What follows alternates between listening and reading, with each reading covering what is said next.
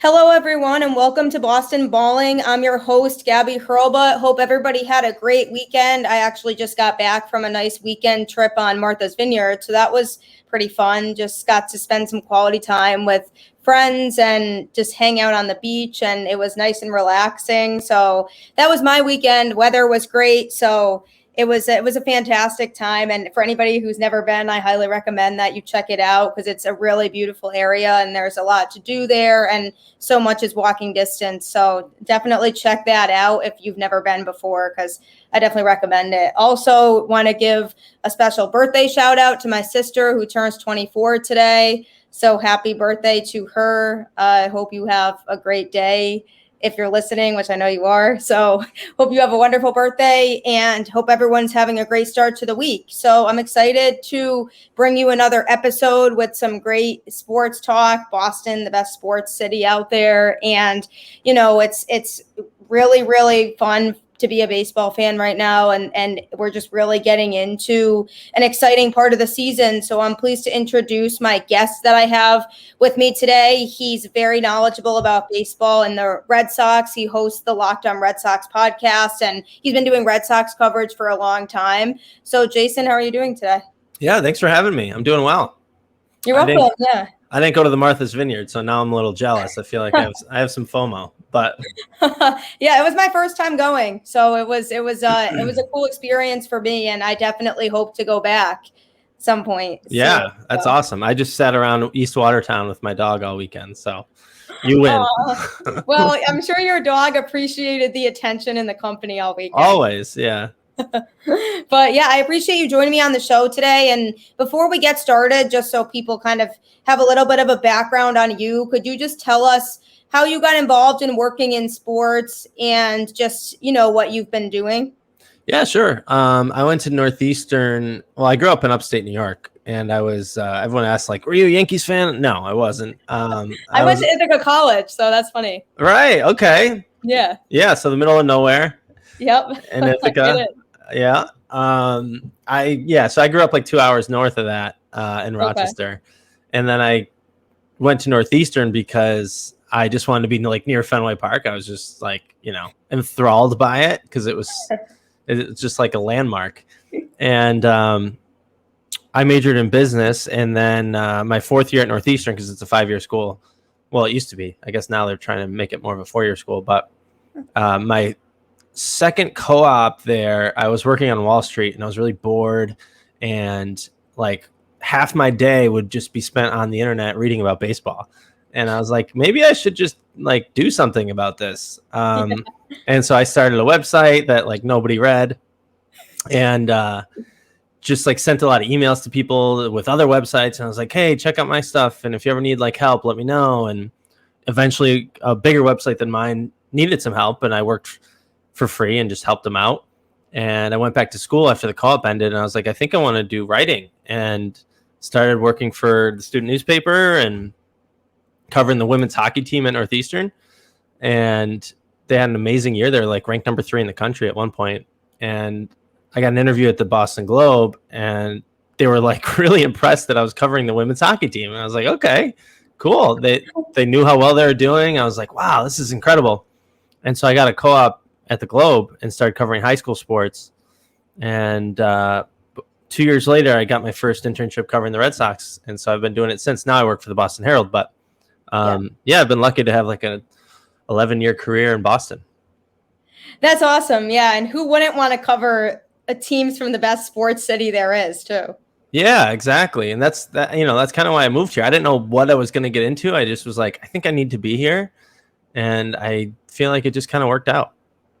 Yeah, that's awesome. And I know that you're at the Boston Herald now, which is a great company to be at as well. And also hosting the famous Locked On Red Sox podcast on the side. So that's great. The famous. I love it. Yeah. I don't know if it's famous, but people seem to like it. So that's good. It is very well known among Red Sox fans, I will say. Yeah, I've been surprised by how many people have like been listening and reaching out about it. It's been really awesome. I'm enjoying it. I've never done a podcast before. Like I've been guests on other people's. I didn't realize how much work went into it. So I have like so much more respect for people like you who are doing this every day, because now I've realized, wow, it's a lot of work.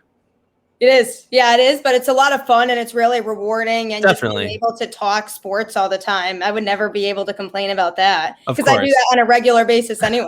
Exactly. That's pretty much what it is. Yeah, but that's awesome.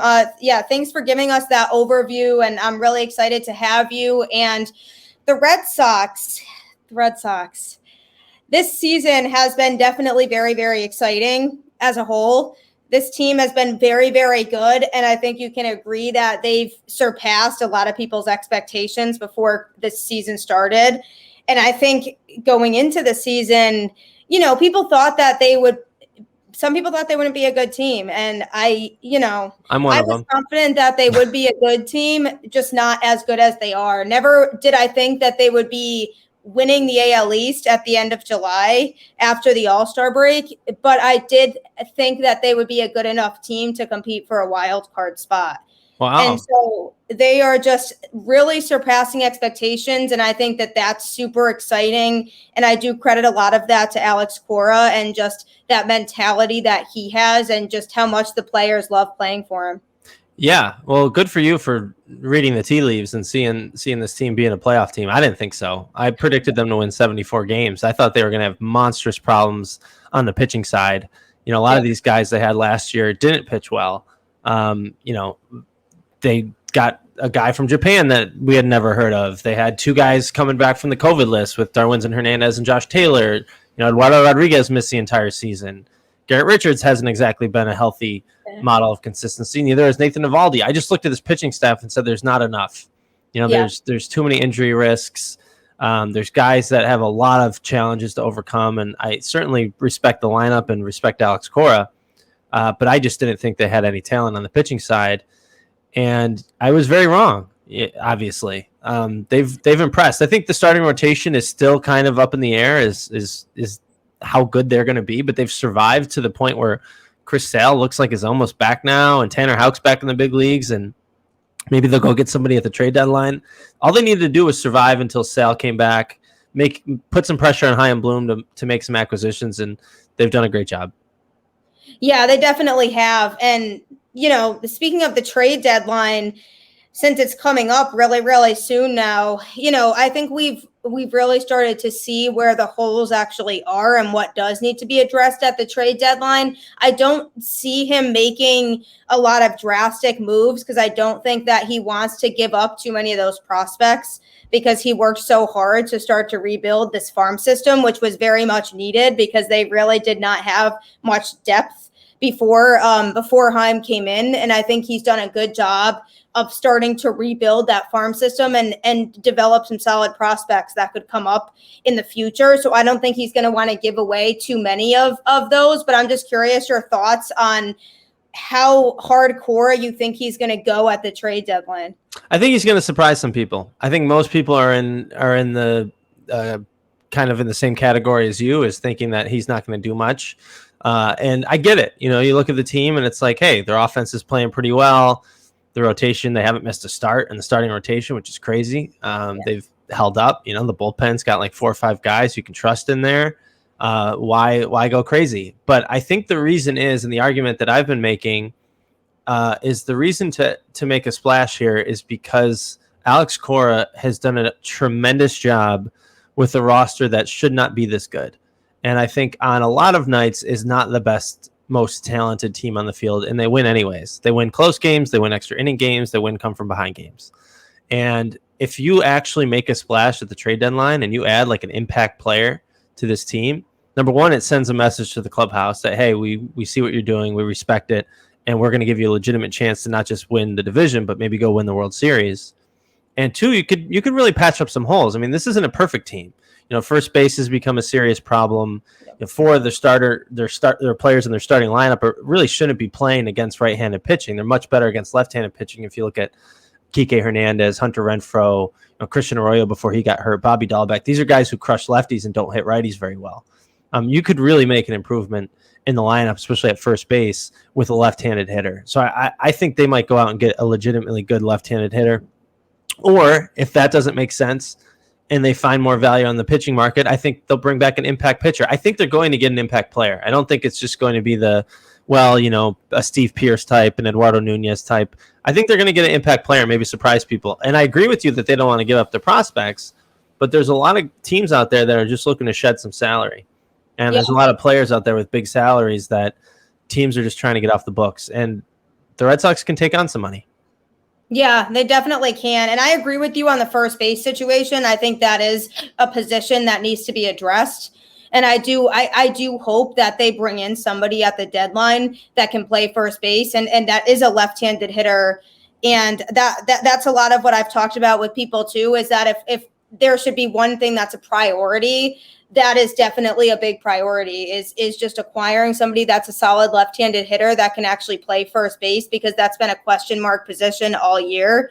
And so if they can bring somebody in that can play first base, I think that's going to that's going to be really, really important to the infield and even the lineup. And with the pitching, I mean, Chris Sale is hopefully going to be coming back soon too, so that'll be a nice little acquisition in addition to the rotation. But I think getting another pitcher would be beneficial, and whether it's a starter or whether it's somebody that you use out of the bullpen, at least there's more options, and then they can kind of play around with where they put other pitchers, and they can. Alex Cora has the ability to kind of move people around more and start to pitch people in areas that they might not usually pitch in. And then Tanner Houck, it's been talked about him, when he comes up and hopefully earns a full permanent spot up here, maybe he'll be in the rotation too. And then you move somebody to the bullpen like a Perez or a Richard, somebody that's been struggling this season.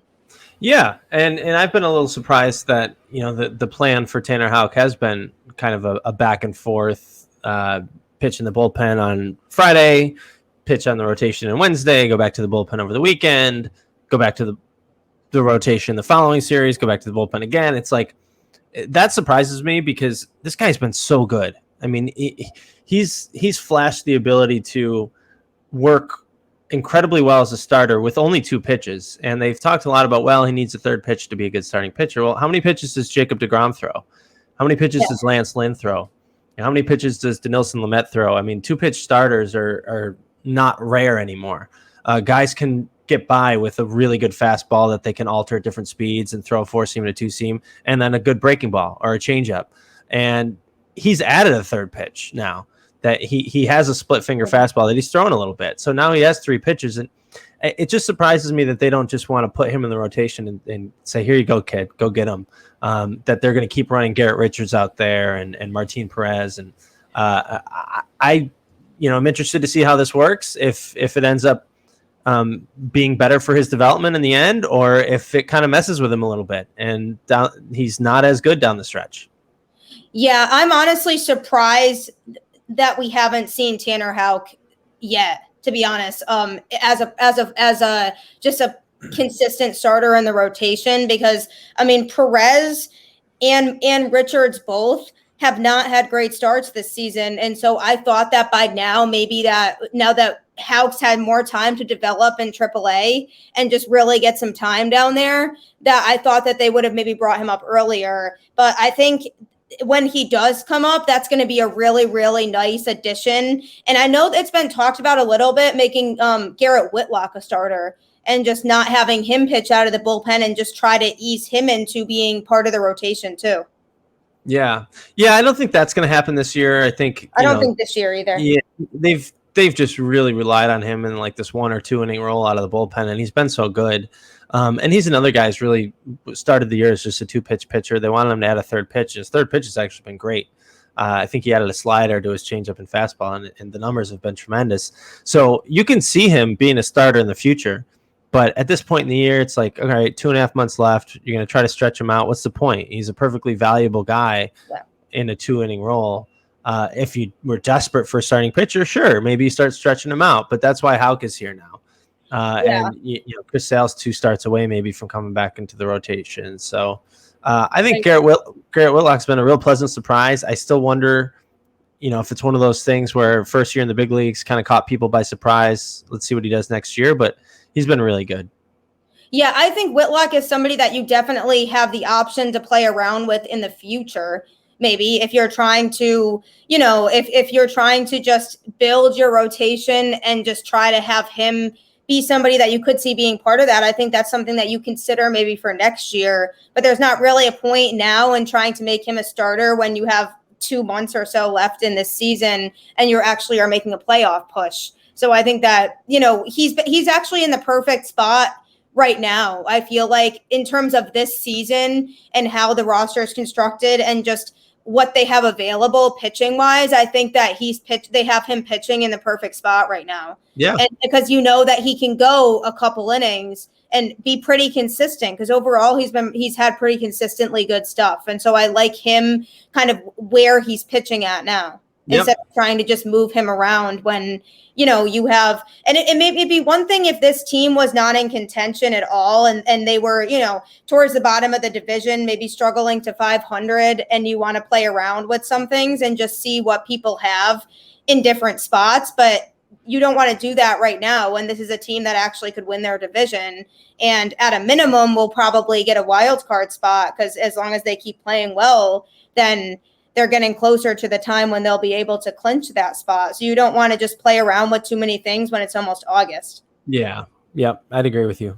I think also, with the pitching, from a pitching standpoint, Andriese has to go. I feel badly saying that, but he just has not shown that he can really be somebody that you can rely on anymore. And I think this is something we haven't really been able to say a lot of now that the Red Sox have options, which is something that we haven't been able to really say in a while. I think that he is somebody that you can just get rid of because you will have enough options. And especially if you bring in another pitcher, I think he would be the first one to go.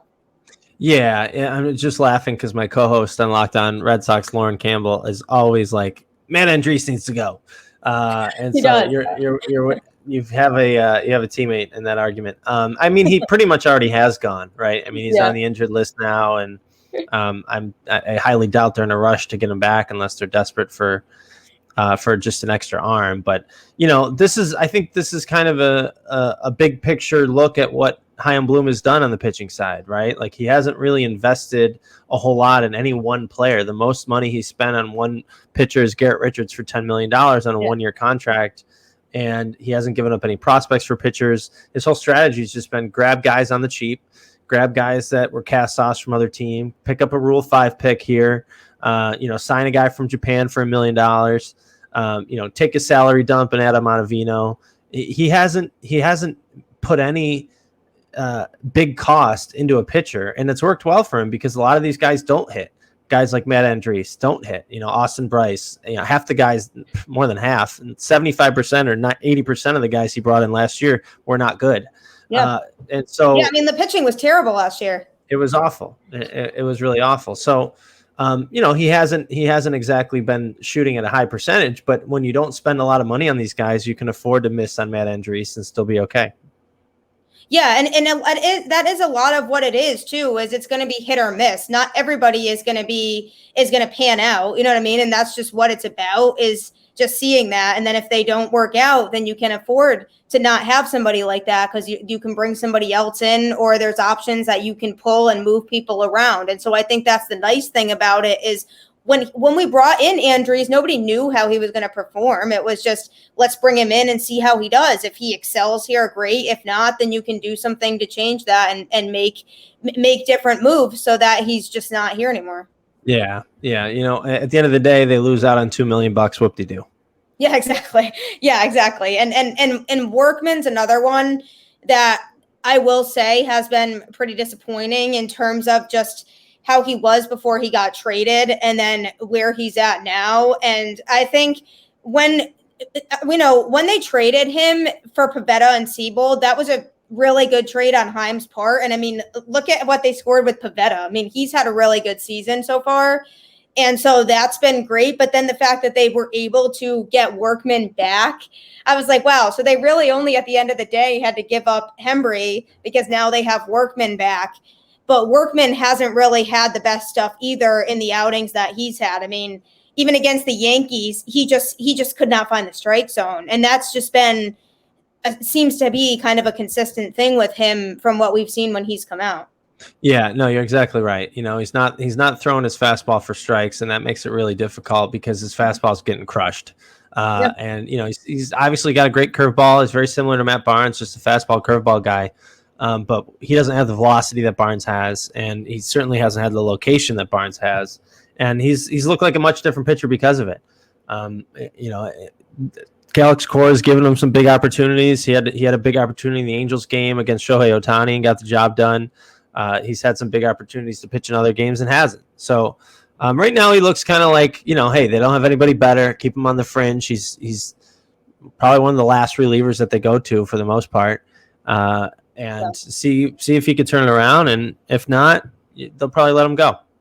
Yeah, and I mean, just don't be bringing him in any high leverage situations, and then you're fine. Because then if you bring him in situations where it's a blowout, then you can just see if he's going to start to improve in that situation, and then just go from there. And then if he doesn't, then he doesn't, and then you just adjust that way. But that's the nice thing about some of these pitchers is you don't need to put all these pitchers in when it's a high leverage situation, and he's one of the pitchers that fits into that category. Right. Yep, exactly. And they've got enough of the guys right now, at least, that they trust in those bigger spots with, Barnes and Ottavino. Josh Taylor's obviously been sneaky good this year. Sawamura has given up a lot of home runs. And, I'm starting to wonder if he's going to lose his high leverage spots because of it. But he seems like he's an all or nothing guy. Like either, that splitter is nasty when it works. And when he hangs one, it's hit a long ways. But they've got 4 or 5 guys with Whitlock and, Darwinzon Hernandez. I'm not sure if they can trust him either because he's so erratic, but he's got the stuff that are probably going to be ahead of Workman right now. Yeah, 100%. And I mean, I trust Whitlock, I'd honestly say more, I think, than Sawamura right now because he's at least more consistent. Whereas with Sawamura, you don't really know what you're going to get from him a lot of times. And that's a little bit scary. Yeah. I'd probably put Whitlock up there as the number 2 or number 3 reliever on this team right now. Yeah, he's fantastic. Yeah, I think he's right up there. And obviously Matt Barnes has been a complete surprise in the closing spot because nobody ever thought that he could be a closer and be that good. But he's been such a key part to this team's success this year in close games. Yeah, no doubt about it. And, a lot of people are kind of giving Brian Cashman a lot of crap for missing out on this opportunity to protect Garrett Whitlock. But for me, it's hard to blame him. The guy's coming off Tommy John surgery. He hasn't pitched above, I think, single A. I can't remember if he's even pitched in double A. So that's a tough guy to protect, to use a 40-man spot on. But if you don't know your system, that's what happens. And, this is why Brian Cashman's considered to be on the hot seat in New York right now. It's not just Garrett Whitlock. It's a whole slew of missed opportunities and maybe misjudgments. And there's a lot of blame to go around in New York. Yeah, and for good reason, though, because, I mean, the Yankees have not been able to produce. And when he's been in his position, he's had opportunities to do things to really reconstruct that team. And he just hasn't made a lot of the best decisions. And I do think that his time is running out. And especially with the way that team is performing this year, when they really might not go to the playoffs, I think that's going to be really telling to see what they do in the offseason and if they do let him go, because I don't see them really being able to win a championship if he's still there. And even Aaron Boone, I would argue, is in that same category. I think that he might be a little bit on the hot seat too, because managing wise, I don't know that he's the best guy to lead them to a World Series either. So I think that there's some changes that need to happen in the Yankees organization. And it's not even just about, their lineup construction, because that is an issue as well. But I think that as a result of that, we're really seeing this year how many holes that Yankees team really has. And on paper, they were supposed to be, the best team in the American League and the favorite to win the AL and go to the World Series before the season started. And on paper, there's a lot of talent on that team. It's just they just have too many of the same types of hitters right now. Yeah, I think you're right about that. And I don't know if I would completely tear down this team. I think that there's still such a good core with Aaron Judge and when Luis Severino comes back from Tommy John, that they really got unlucky with that Severino got hurt in his recovery. I think Luke Voigt's missed most of the year with an injury. They've had a lot of injuries as well. Corey Kluber, they signed for $11 million, was supposed to be good, and he was. Through a no-hitter, he was tremendous. And then he gets hurt. They have a ton of injuries right now. Yeah, I think that the biggest knock on Cashman, I guess, is maybe the Stanton trade. I think Garrett Cole's certainly been outstanding, even though there was the brief hiccup where he was getting used to throwing without any sticky stuff. He's back to being dominant again. Maybe it's just around the edges that they haven't done a good job of adding depth in their farm system, having guys to call up from the farm system who could really help them, where maybe that's where you look at Cashman and say he could have done a better job. Yeah, and I honestly, in the future going forward, am much more worried about the Blue Jays than I am about the Yankees. I think the Blue Jays have a lot of young talent, and that's going to be a team that's going to be really, really good. And I know they've had some injuries this season too, but with the way that their lineup is constructed right now, there's a lot of talent over there, and it's really, I think that's going to be a team that is going to worry me more in the future than the Yankees right now, until the Yankees make some other changes to their organization. I think that the Blue Jays are going to be a team that the Red Sox are going to have to look out for a while. Yeah, I mean, they got, two superstars, and Vlad Jr. and Bo Bichette look like really superstar players.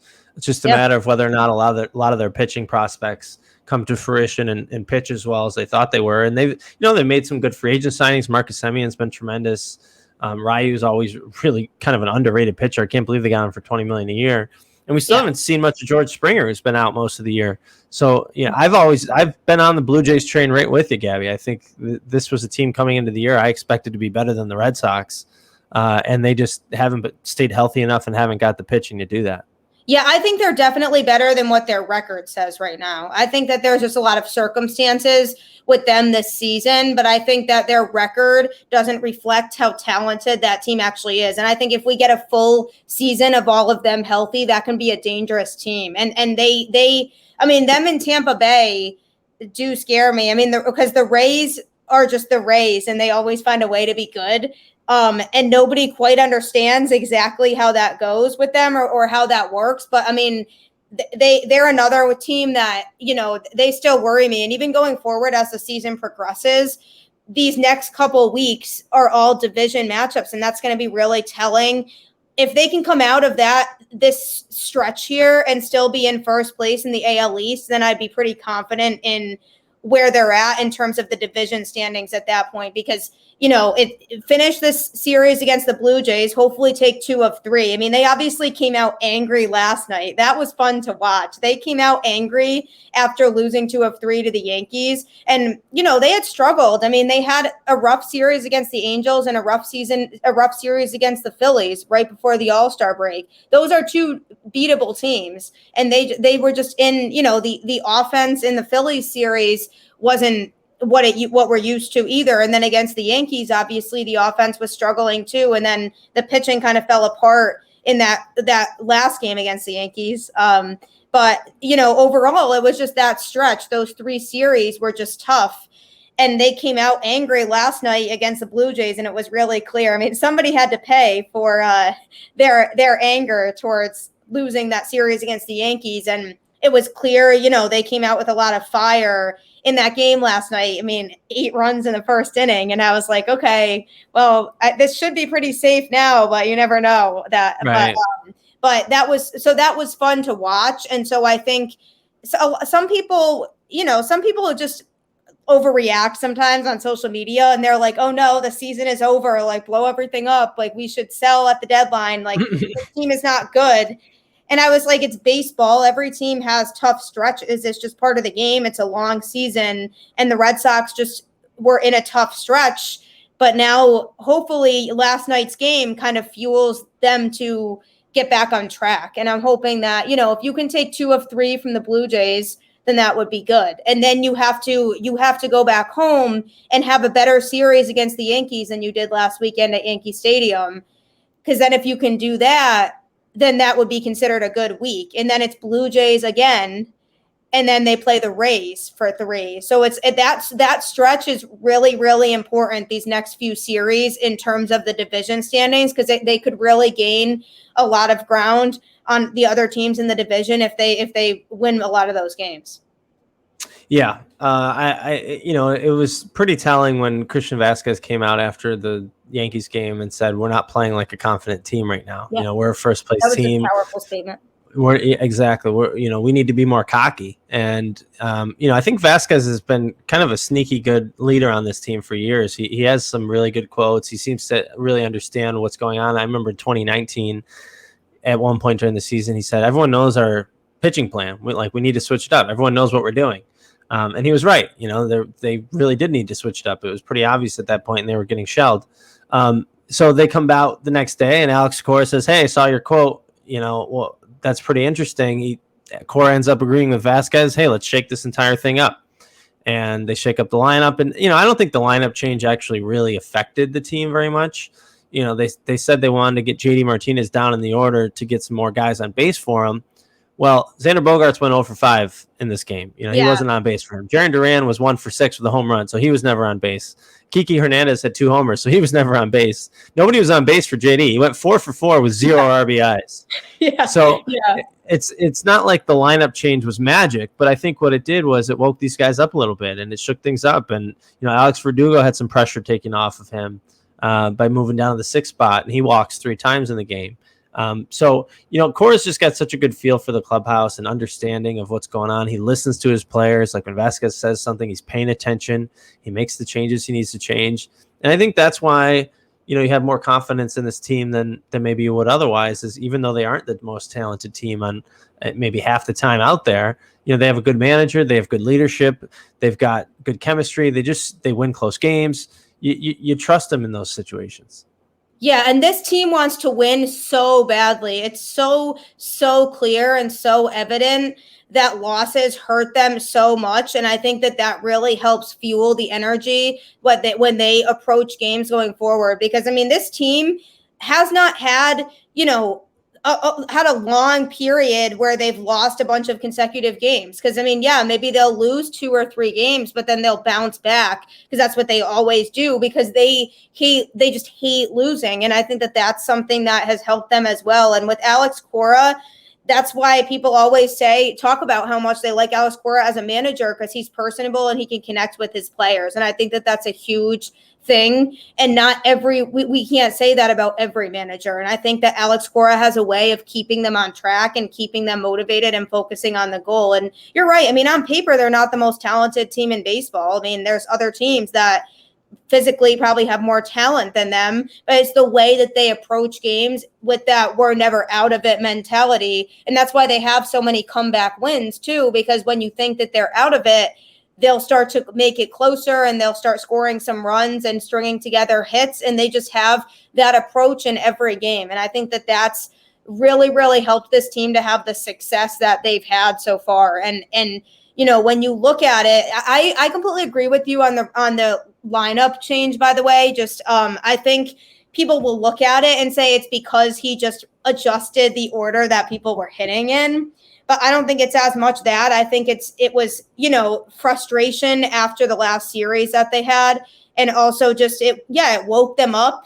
And they were like, we need to come back here and play the way we know how to play baseball, because they definitely did not play to their capability in those last few series. And I think that really helped them realize, we need to come out here and we need to do what we do and we need to win games. And Jarren Duran, I'm so excited for him. I think he's going to be so good. Once this kid continues to develop, I think he's going to be really good.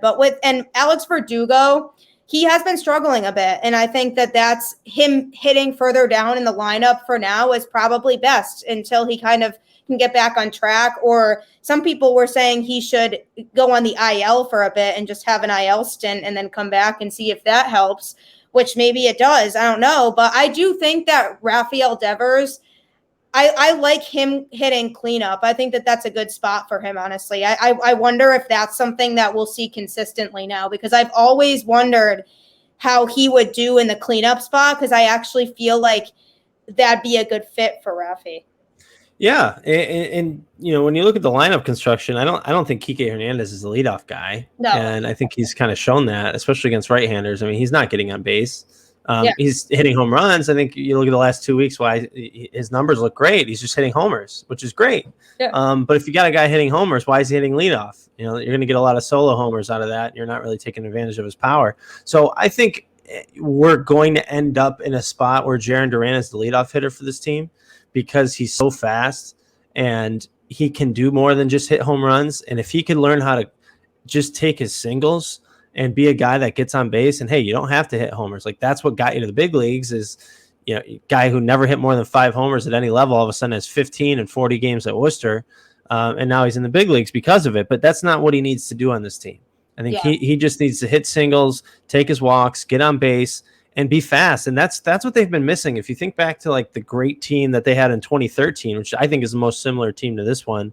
Yeah, because that's the team that this team reminds me a lot of, actually. Yeah, they didn't have the most talent on any nights. They didn't have an overpowering ace. They just had guys that came together well and played well. And that team had speed at the top of the order. They had Jacoby Ellsbury and Shane Victorino. And I remember talking to Joe Madden the following spring training when Ellsbury went to the Yankees and I think Victorino was hurt. And he said, this team looks different, man. Like speed is why they were so dangerous. And they don't have that this year. And obviously the 2014 Red Sox were not very good. But I think Jarren Duran makes a difference in that category by giving them that speed that they haven't really had. And so I could see him being the leadoff hitter by the end of the year, if not sooner. And then you can maybe JD comes up and hits second. Like a lot of teams have their best hitters hitting second. Bogart's third, Devers fourth, and then maybe Kike, Durant, or Renfroe or someone else. Hopefully they get a nice left-handed bat who could hit fifth or sixth and really lengthen their lineup out a little bit. If Ferdugo's healthy, I'm sure he'd be down there too.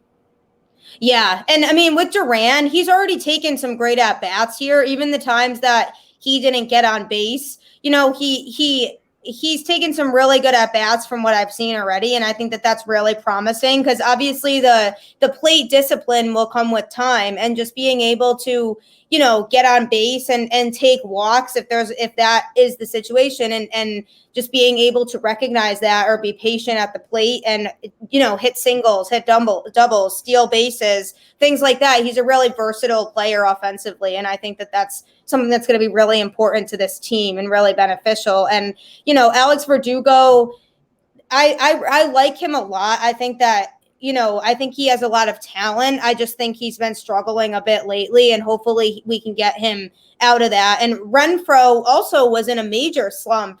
Hopefully last night broke him out of that because he had some good hits last night too. So I'm hoping that maybe Renfroe's slump is now over after last night. But, hitters get into slumps. It just is what it is. It just happens. But with Verdugo, I mean, I'm hoping that kind of changes soon because he has been struggling relative to what we've seen from him all season, really, before that. Yeah, this is a guy who's never really had a chance to play every day over a full season. Kind of more of a platoon player with the Dodgers. Only had 377 at bats in 2019, and he did well. Last year was obviously a short season. He was probably the Red Sox best player last season, but it was a 60-game season. So we haven't seen him have to grind through a full year. He's already just about reached the most playing time he's ever had in a season before, and there's no doubt he's struggling to hold up physically. And he's had this hamstring issue that's drove him nuts all year, and I think the questions are valid when people are saying, well, should he just be on the injured list for a little while? Yeah, I've thought of it. I've wondered, maybe that would be beneficial for him to just have an IL stint for a little and just have some time before he comes back, and maybe that would help him. Yeah, absolutely. These hamstring issues can linger if they're not properly taken care of, and that's, you wonder. I mean, he's been terrible against lefties. It's to the point where you almost can't even put him in the lineup. He's been so bad against lefties. He's got OPS under 500. He's hitting 200. They've got other guys who can hit lefties. I'm surprised that they haven't just given him some more rest. Say, hey, just play against righties. Give your hamstring some time, or just take 2 weeks off. Go to the injured list for 2 weeks and rest up and see what happens. Because what they're getting out of him right now is, he's okay. He had 3 walks on Monday. He's still not a bad player, but if you want this guy to be healthy and productive at the end of the season, and he might need some rest to get there. Yeah, it's like, you'd rather rest him now for a couple weeks when they're still at this point in the season, then when you're getting to the end of the season and then maybe he gets worse or it hasn't improved. And then you're realizing when it's crunch time at the end of the season that you can't put him in the lineup. I feel like I'd rather him just take him out of the lineup and then just have him rest for a couple weeks. And then if he comes back, maybe he'll be better. Yeah, exactly. Because he's somebody that, if he's hitting to his full potential, then this lineup, it can be really, really scary. And we've seen it when everybody's hitting well, including him. This is a tough offense to pitch to. And it already is in general, just with the talent that they have in that lineup.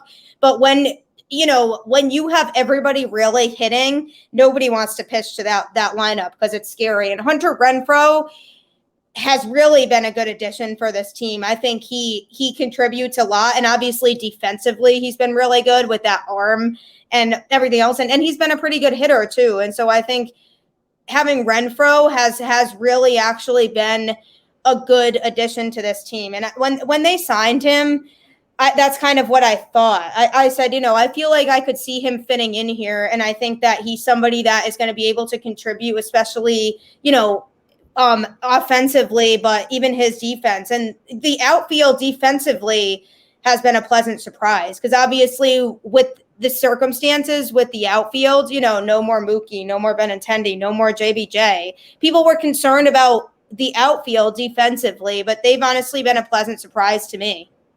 Yeah, they've certainly played well on defense, no question about it. I mean, I don't think they've missed Jackie Bradley at all. I don't think so. Which, probably not a huge surprise. I think some people thought they were really going to miss him on defense. Alex Ferdugo was a tremendous right fielder last year. We knew that.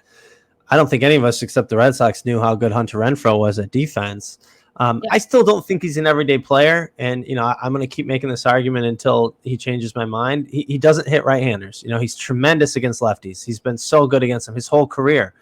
And this is why the Rays DFA'd him rather than just pay him an arbitration salary in November after he was on that team that went to the World Series, and he signed for $3 million because he hits lefties. That's what he does. He doesn't hit righties. He never has in his 6 years in the big leagues and isn't hitting them well even right now. He's done most of his damage against lefties. He's got some homers against righties, but he's still got an OPS under 700. All the statistics say he's a well below average hitter against right-handers. So that's where you look at it and say, hey, could he be a perfect platoon with Alex Verdugo? You can't get better than that if you platoon Renfroe and Verdugo against righties and lefties. That's tremendous. If you get one more player, well, now you have Jarren Duran playing center field. Do you send Kike to the outfield again? Do you pick up a left fielder and trade talks? I think that's a legitimate possibility. There's so many good left-handed hitting corner outfielders like Kyle Schwarber and Joey Gallo and Kyle Seager, these guys that are out there in the trade market that can really help this team because, you're right. They've been tremendous on defense in the outfield. I still think they could get more production on offense. Yeah, I 100% agree. And with the, in terms of all of that, there's definitely a lot of players that they could go after, but who are players in particular that you think from a first base standpoint would be a good addition or somebody that you think that they should definitely try to go for? Yeah, I'm all in on the Anthony Rizzo train. I like it. I know that it might cost you a little more than you're comfortable giving. That's what I'm worried about. Yeah. But if you're high in bloom and you can figure out a way where you're not giving up too much, one guy I look at as a trade target or a guy maybe you can give up. Well, first of all, what I think Chaim Bloom's going to try to do is I think he's going to try to give up guys who are already on the 40-man roster because they're going to have a 40-man crunch this winter anyway. And so you look at guys like Bobby Dahlbeck, Michael Chavis, guys that probably aren't part of the future. And can you get something for them? Can you package them in a deal where you don't have to give up one of your best prospects? Maybe you throw in like your 8th, 9th, 10th best prospect and a guy like Dahlbeck or Chavis, or maybe one of your pitchers if you've got an extra reliever. I don't think they actually do have any pitchers to trade. So I'm going to stick with Dahlbeck and Chavis as guys that can trade. Or even Jeter Downs, who's been such a highly regarded prospect, but has played terribly in Worcester this year. Yeah. The reviews coming out of Worcester have not been good about his defense or his offense. He's back to playing shortstop again. I thought he was going to play second base, maybe be this team's second baseman of the future. He's back to playing shortstop, which makes you wonder, are they trying to pump up his trade value? Are they trying to get rid of him as a shortstop? I'm always skeptical of prospects that have been traded 2 or 3 times before they hit the big leagues. Like, why do they keep getting traded? And that's the case with Jeter down. So you wonder about him. Maybe he's a guy that they could package. But I think it's worth it if you could get Anthony Rizzo. This is a guy who's playoff tested. He came through the system in the Red Sox. They know what kind of character he is. He's a great clubhouse guy by all accounts. Hits left-handed. He really fits his team so well. And he's only on the final year of his contract, so there's no financial obligation for next year. Yeah. To me, he makes a lot of sense. Yeah, I've heard a lot of mixed opinions on that with him, and I think for me, it's pretty much what you're getting if you get him, and that he's somebody that's going to be able to contribute right away. And now that we're in that point of the season where you just need somebody that can just get the job done right away, like that he's somebody that can do that, and he can hit and he can play good defense, and that's what you're getting from him. And I think Bobby Dahlbeck, it's unfortunate really how everything's panned out with him, because I think that people had high hopes for him. And I mean, I did too. And I thought, at first I really thought that maybe he was going to be better than he was. And it's just sad that he's not really panning out, and he's had a lot of opportunities to try to show that he can, make an impact here, but it's just not working. And I think that there are other teams that maybe would take on somebody like him, maybe help prosper him more, and would just fit in somewhere else better. And I think that that's something that you can consider. And that way you're not getting rid of some of those those best prospects that you have that you want to use as part of your future to come up later on. Yeah, I think, that's a good point about maybe he would be better off somewhere else, because you do wonder if it's been a pressure thing with him. Like, he hit so well when he came up in those 23 games last year, but it was a no pressure situation. It was a last place team. They weren't going anywhere.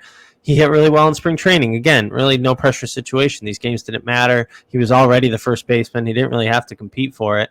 And then the pressure hits, and he's been really quite awful all year. The one thing he does well is hit lefties. So maybe there's a team out there that says, hey, he's been a pretty decent defender. He can play third base. He's a minor league defensive player of the year for the Red Sox a couple years ago as a third baseman. Maybe there is a rebuilding team that would give him a chance, reset a little bit, play some third, play some first, no pressure, take the pressure off, and see if he can gain some confidence as a big league player, because it's just not happening here. And they have Tristan Casas in the minor leagues. It's probably only a year away from being a really good first baseman. They just don't need Dahlbeck right now. Yeah. That's what I think. I think it really could come down to just, the pressure of how intense and how important these games are for this team that's actually a contending team now, and a team that very much could win their division. And so you are playing games that are important. It's not like this is, the Orioles or a team like that is just not going anywhere this season. So they're just playing games really with nothing to lose right now. And maybe at first he does need to start off in a system like that so he can really focus on his development process, and then maybe he'll prosper later on. But the Red Sox and what they're trying to do right now, he's just not part of that equation. And so I think that I wouldn't be surprised at all if he goes. But we'll see what they can really get for him. I think if they can get an Anthony Rizzo type of player here, that's going to solve a lot of problems, and that's going to make them just even better. And they're already playing pretty well, but that's just going to make them a lot better down the stretch. And that's going to be a tough team to beat if you have somebody like that can just enhance your lineup a little bit and produce towards the bottom of the order, because it's the bottom of the order has been an issue this season, because you haven't gotten a whole lot of production from that bottom half of the order. And so if you can get somebody like him that can help you produce in the bottom of the order, I think that's key right now, is what they need to focus on, because that has been something that we've seen be an issue this season. There just hasn't been overall a lot of production from those hitters. Yep. And I mean, obviously Danny Santana is one of those people that we've seen struggle this season too. So he probably isn't going to be here anymore either. So I think that people can kind of, take that away from the whole thing, that we won't probably even have to deal with him for much longer as it is. But it's just the bottom of the order as a whole just has been a frustration in general. And I think, I like Hunter Renfroe overall, but you can't rely on him to be that guy that's going to produce every day in the bottom of the lineup. You just can't. It's not going to happen. Yeah, exactly. He's great against lefties, but it's hard to ask him to be a run producer against right-handers. Yeah, 100%. Yeah. But, it's overall, I think they're in a good place still. These next couple of weeks are going to be super telling, with the teams that they play in the next few series. Just got to finish out strong against the Blue Jays in this series and then have a really good series at home against the Yankees. And then, continue from there and just keep playing good baseball. But if we go into the beginning of August, and, after the trade deadline is passed and we see what changes were made and they're still at the top of their division, then I'm going to feel really, really good about things going forward for the last couple months of the regular season. Yeah, there's really no reason to feel bad about them right now. Like, they're in first place. They got Chris Sale on the mend. They just called up 2 prospects. Like, there's no reason to be feeling bad about the Red Sox. I think if they go through the trade deadline and every other team gets better and they don't, well, now you're looking at it and say, what's going on? Well, exactly. Why is it happening? But if they go to the trade deadline, they pick up a key piece, they get Sal back a week later, Duran's playing well. I mean, they could really gain some momentum, because at the moment I'd probably still pick the White Sox and the Astros as being better teams than them on paper. Yeah, I don't want to play the Astros in the playoffs. Yeah, the Astros, what 5-1 against them this season? I think it was 5-2 or something like that was the Astros record against the Red Sox this year. They took 1 game in each series, the Red Sox. Right. So, that's a team you're scared to face. The White Sox, they've only played 4 times and have gone 2-2 against them. So, this is an opportunity for them to add a piece, give them some momentum. Then you get Chris Sale back, really pick up steam going into August and September. Yeah, and you still need to keep an eye on Tampa Bay, though, because they are really just right on our tails. I mean, they have been all season. It's just they've been right there. So you still have to keep an eye on the Rays. But if they can add a piece at the trade deadline, then, yeah, I mean, I'll feel pretty good. I mean, I still don't know how confident I'd feel playing the Astros, even if they do get a piece, because for some reason they just struggle against that team. But I do think that this is a team that genuinely, if they get the right piece at the deadline, will really be able to compete with these other playoff caliber teams. And, they're good enough now to make the playoffs. But if they get another piece that can really help them, it's going to be a tough team to beat and a tough lineup for pitchers to go against. Yeah. And the Rays only scare me if Tyler Glasnow comes back. He's got the UCL tear and he's been out, and we don't know if he's going to come back. And if he does, how good he's going to be. He's the guy for them. Yeah, that was unfortunate when he went down. I was like, their season very much could literally be what determines their season. Yeah. And, they're a scrappy team. They've always got extra pitchers to go around, but it's just such a different look when you have Glasnow, especially in a playoff series. Glasnow pitching game 1. He's an ace. He's a true ace, and there aren't a lot of them. The Red Sox, I'd say, don't have one right now. As good as Nathan Eovaldi's been, he's a good player. I don't know if he's an ace. And even Pivetta is not an ace. I would not consider him an ace. Oh gosh, no, no, not even close. Yeah, exactly. They don't have one. They don't have that true number 1 guy right now. They don't, and neither do the Rays. And so that's why I think Glasnow and Sale can kind of be the wild cards in this over the final 2 months in this division. Yeah, and that's what I'm hoping is that when Sale comes back, he is good enough to really actually be that number 1 guy, because, obviously it's so hard with Tommy John and you don't know, but Alex Cora said he's been looking really good. And so I'm hoping that when he comes back, that he could be that game changer, because you can't go into the playoffs without a solid ace, a number 1 pitcher. You really can't. Yeah. And we've seen what's happened with the Red Sox before when they've done that. Yeah, exactly. And we've been able to get away with it this season so far with what they've been doing with the pitching, but it's not going to be sustainable for the postseason if you don't have that 1 guy, which Chris Sale can be, hopefully. So it's exciting. I think it's going to be a good rest of the season. I'm looking forward to it. I love this team. I think they're fun to watch, and I think that they just come out there every day and they work hard and they want to win games, and that's huge. Yeah, they have been fun to watch. Yeah, but I really appreciate you joining me on the show today. It's been a lot of fun. It's always fun talking Red Sox baseball, and I always enjoy your content on Twitter too. So keep doing what you're doing. Everybody, please follow him on social media. He does a really, really good job with his coverage, and everybody definitely check out his podcast too. It's all Red Sox, and who wouldn't want to listen to Red Sox talk every day? So definitely check that out too. And everyone, again, thank you so much for tuning into the show. I always appreciate everybody's constant support. So I hope you all have a great rest of your week. And most importantly, go Red Sox.